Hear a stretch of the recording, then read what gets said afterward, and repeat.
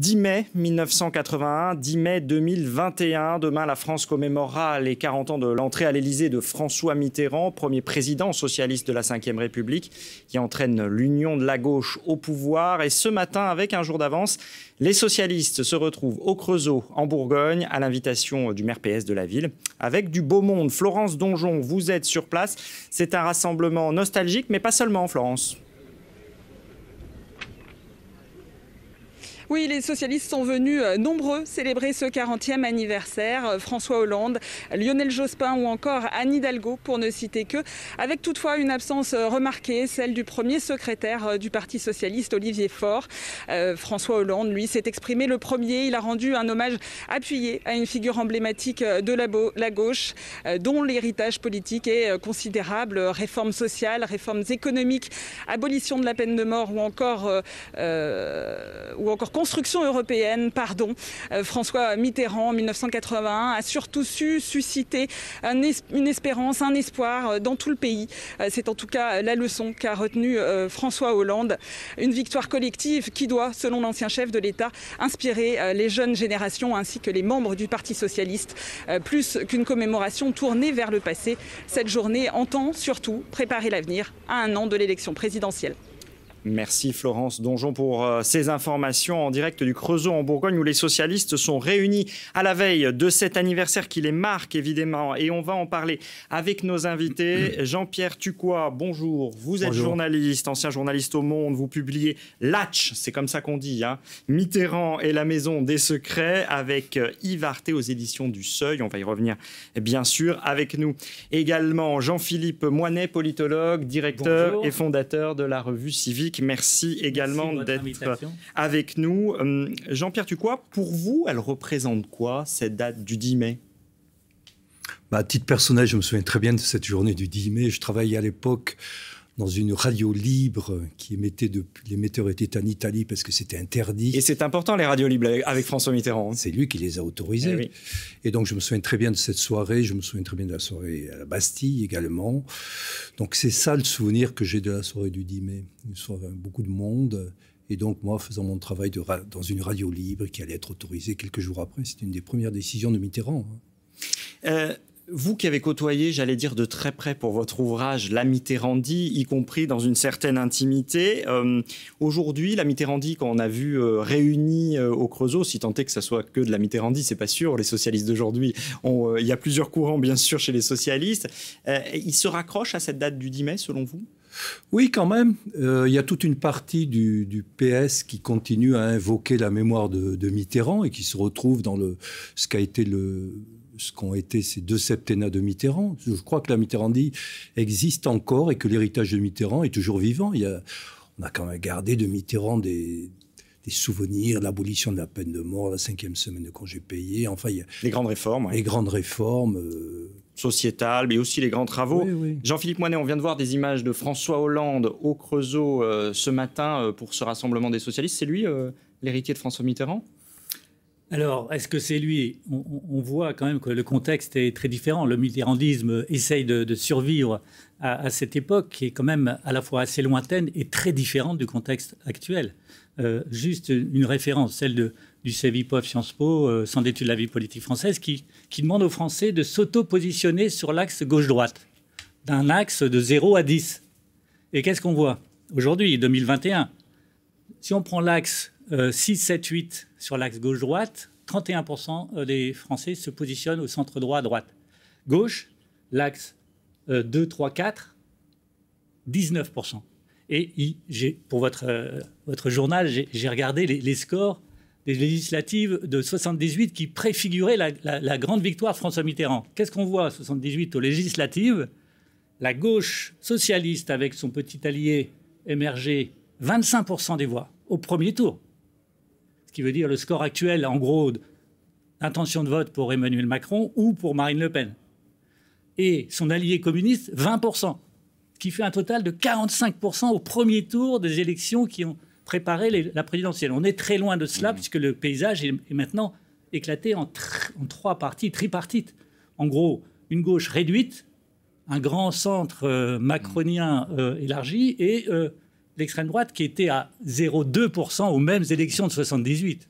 Le Front National de Jean-Marie Le Pen pesait 0,2% en 78.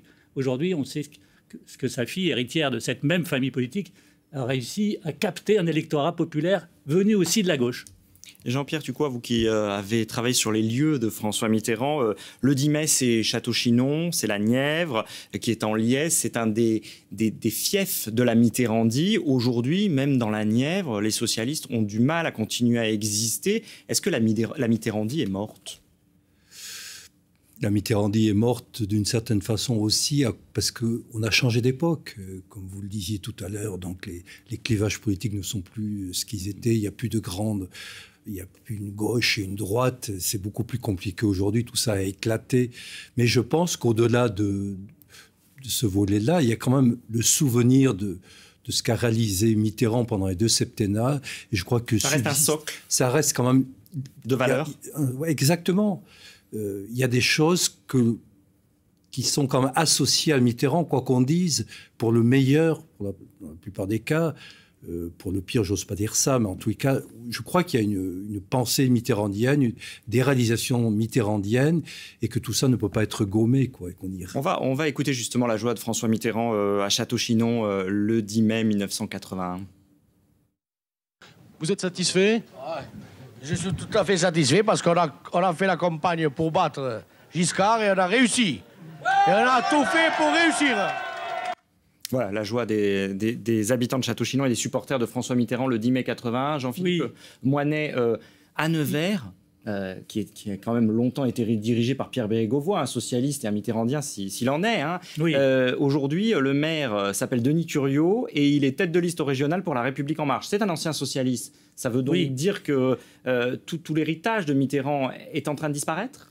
Alors c'est vrai qu'il reste, je suis d'accord avec vous, une référence mitterrandienne, mais sur les fondements d'un socialisme européen, ce qui a été toute la vie de François Mitterrand. Et c'est sur ce socle-là qu'il a rallié d'autres partis qui n'étaient pas du tout européens, comme le Parti communiste, mais il était, lui, l'incarnation d'un socialisme européen. Et on se souvient de son discours au Parlement européen, en ce 9 mai, on peut le dire. Hein, oui. Le nationalisme, c'est la guerre.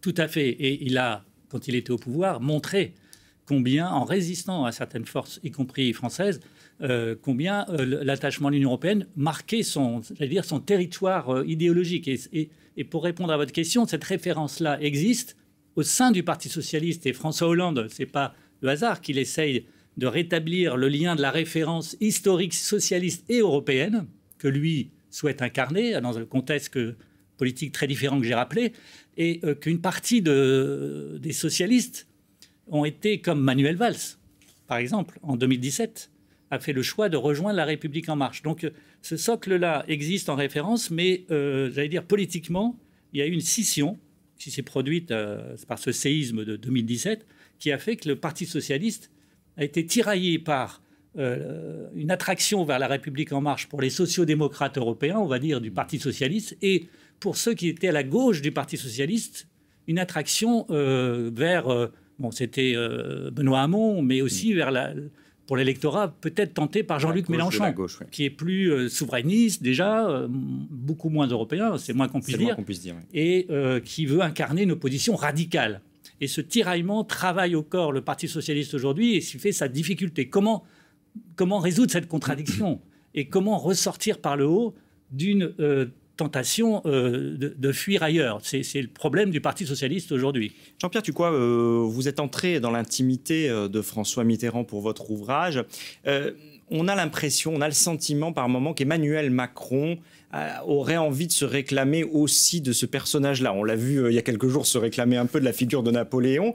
Est-ce que dans l'homme, dans la personne, dans les traits de caractère, dans la façon de faire de la politique, vous retrouvez quelque chose de François Mitterrand ou vous dites vraiment non ? Non. Non, je crois que Macron, c'est l'anti-Mitterrand. Mitterrand, sa conquête du pouvoir, ça a été une marche. Ça a pris 30 ans. Ça a été laborieux. Il a sillonné toute la France. Si vous lisez certains des livres de Mitterrand, vous vous rendez compte qu'il connaissait quasiment chaque commune, chaque élu local. Ça a été une longue marche. Macron, ça a été l'inverse. Fulgurant. Voilà, ça a pris un an. Ça a été très, très rapide. Il y a eu des marcheurs aussi. Hein. Oui, il y a eu des marcheurs. Mais ce n'était pas lui. Mais je crois que, franchement, l'exemple et le contre-exemple, quand ils n'ont rien à voir, même si Macron va peut-être essayer de récupérer une partie de l'héritage de Mitterrand, mais c'est deux personnalités tout à fait opposées. Oui, pour Philippe Moinet. Oui, sa référence à Emmanuel Macron, s'il en est une du côté gauche, c'est plutôt Michel Rocard, qui était la Exactement. face, pas inverse, mais enfin l'aile, encore une fois, social-démocrate, social-libérale du Parti socialiste. Ancien Premier ministre qui a longtemps été une épine dans le pied de François Mitterrand. Tout à fait. Donc, et aussi, parce que le personnage Emmanuel Macron est complexe, comme vous le savez, sa référence à lui est-elle réelle? Et aussi Jean-Pierre Chevènement. Quand il évoque la gauche, il évoque une certaine filiation, et Jean-Pierre Chevènement, aujourd'hui encore, l'a accompagné, par exemple, quand il était en Corse, pour parler de la République, une et indivisible. Donc même si on sait que Emmanuel Macron a beaucoup de mentors. Il pioche dans l'histoire de la gauche aussi. Je suis obligé, messieurs, de vous poser la question. Pour vous, qui est l'héritier? On est maintenant à moins d'un an de l'élection présidentielle. Qui est l'héritier de François Mitterrand qui pourrait prétendre à rassembler la gauche, comme Mitterrand l'a fait en 80 C'est vrai et avant? Que, de ce point de vue-là, il y a deux figures, même dans les difficultés actuelles que j'ai résumées, qui peuvent essayer de réincarner ces références. Il y a une féminine, qui est Anne Hidalgo, qui essaye de faire valoir sa potentielle candidature, et François Hollande, qu'il ne faut pas oublier que François Hollande a dirigé par ses synthèses successives le Parti socialiste, donc il est lui-même en position de pouvoir, en tout cas, faire référence naturellement à François Mitterrand, peut-être plus que d'autres responsables socialistes. Donc ces deux figures vont se batailler sur l'héritage. D'un mot, Jean-Pierre Tupois, mais vraiment d'un mot. Moi, je rappellerai simplement, on en parle dans le livre, que une des dernières personnalités politiques que Mitterrand a reçues, c'était Mélenchon. Il l'a reçu à Latché plusieurs fois de suite. Il voulait montrer par là qu'il tombait à gauche. C'était quelques mois avant sa disparition. Et c'est donc... Il a voulu lui montrer que son héritier, c'était peut-être Mélenchon. Mais le Mélenchon de 1995, qui était au Parti Socialiste, Merci. Et le Mélenchon de 1995 n'est pas peut-être le Mélenchon actuel. Il a sans doute aussi beaucoup évolué. Je rappelle votre livre, Jean-Pierre Tupois, écrit avec Yves Arté, Latché, alors Mitterrand et la Maison des Secrets, aux éditions du Seuil. Et on va voir l'un des moments qui a fait basculer l'élection présidentielle de 1981. Tout de suite, le débat télévisé d'entre-deux tours. Il opposait Valéry Giscard d'Estaing à François Mitterrand. Et c'est tout de suite dans l'inattendu que vous présente Nathanaël de Rinxin.